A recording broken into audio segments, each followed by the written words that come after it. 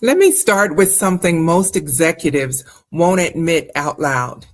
Authority is heavy, not responsibility, authority.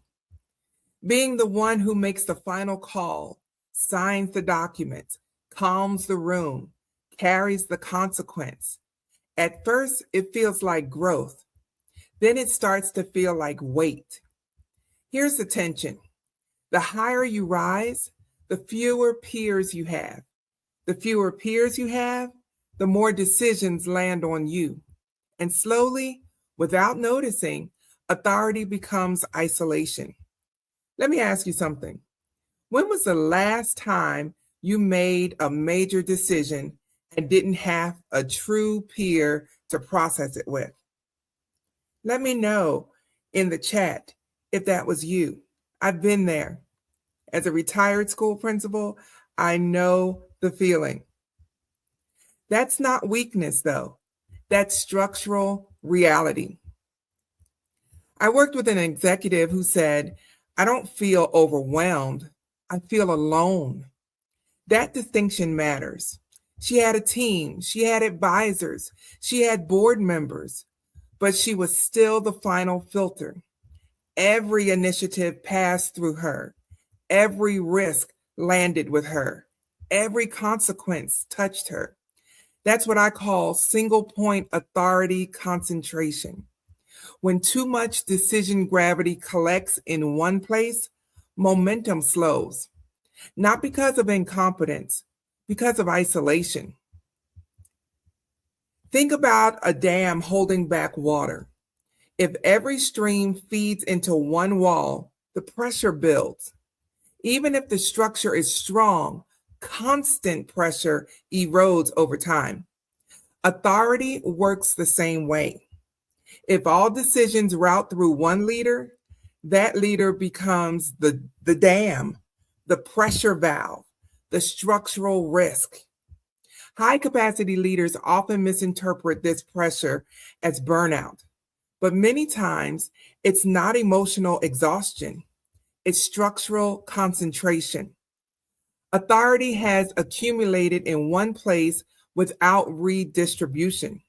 Let me know in the comments if you can relate to what I'm talking about, if you know exactly how this feels.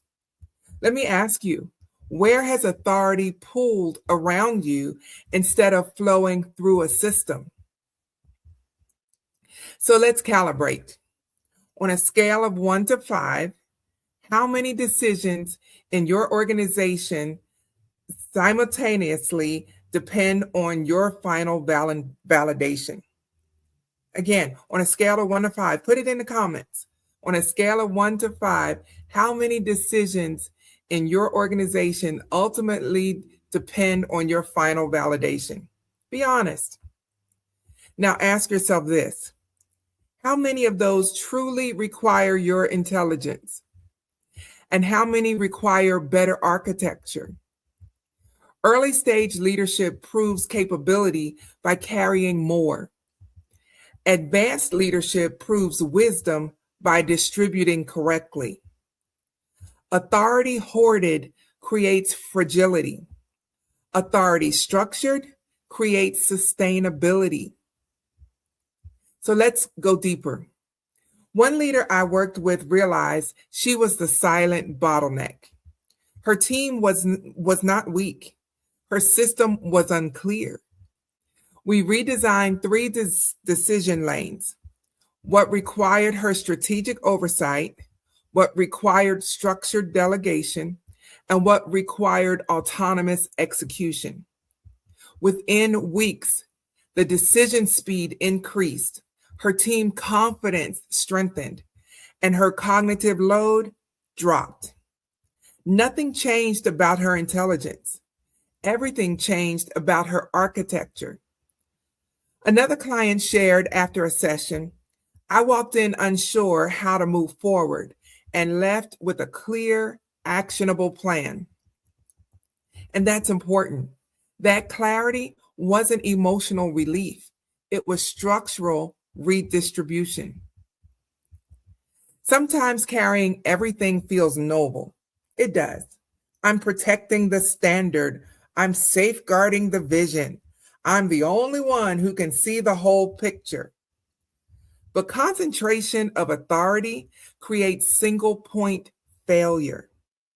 If your organization depends on your constant mental processing, you don't have leadership. You have dependency.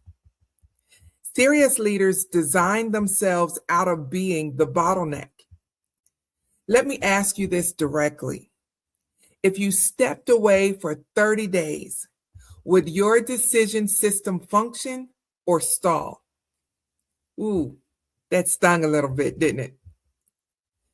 Inside the Chaos to Clarity, a live decision architecture session for corporate executives, we map where authority has concentrated, where congestion is forming, where decision lanes need redistribution, and what a 90-day redesign actually looks like. This is not about stepping back. It's about strengthening structure. If you are the backbone and the bottleneck, it's time to redesign, because serious leaders redesign.